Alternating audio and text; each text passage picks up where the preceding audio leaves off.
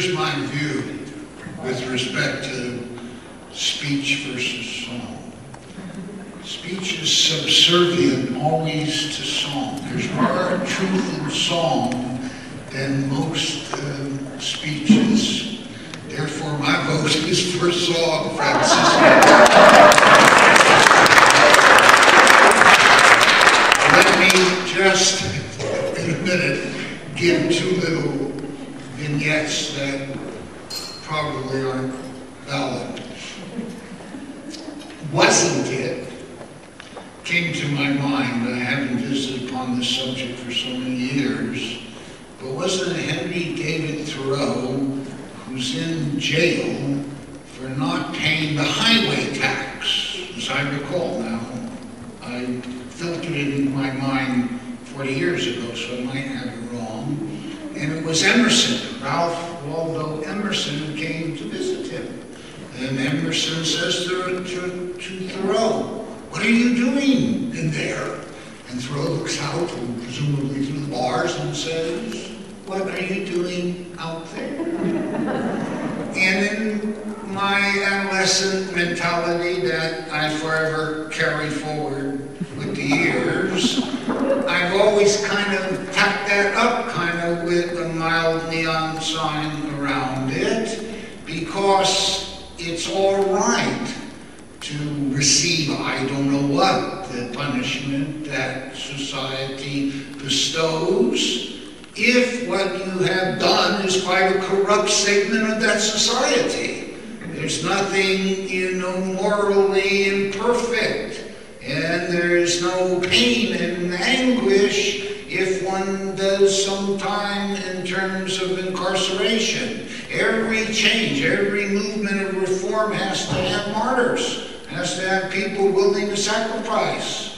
And so in terms of tax boycott, yes, it's wonderful to be vociferous and it's wonderful to withhold, but from my perspective, people have to be more willing to, I guess, accept the ultimate sanction. And around each martyr, there should be speeches, there should be, demonstrations. It's the only way, really, ultimately, to bring a cause to the forefront.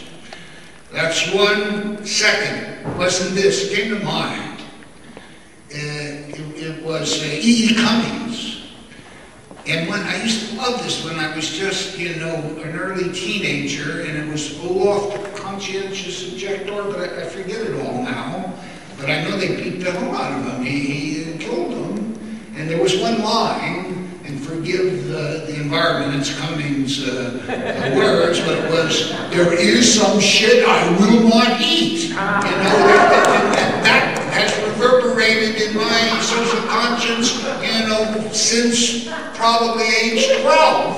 And there, comes a point where there is something out there that we have to reject ultimately, and we have to throw ourselves in a sense on the wheel to stop it, even if the wheel devours us.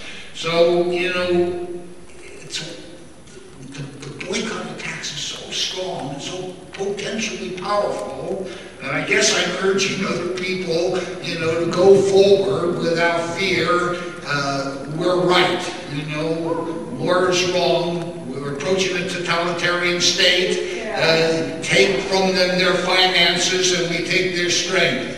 Make the corporations pay, drive the corporations out of this country, eliminate the nexus between corporate wealth and industry and politics. Eliminate, all of those things, and I could go on in the judicial system that take us closer to what I'll call non-constitutional government. There's so in this era, there's so much to protest against, and the tax is a very salient part of that. Thanks.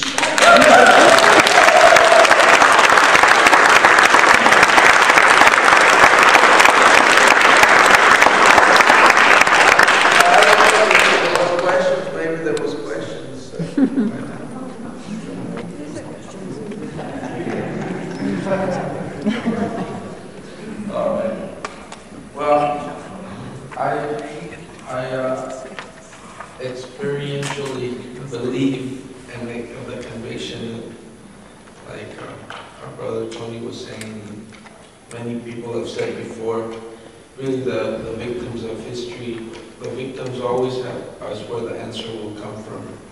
And an example of that,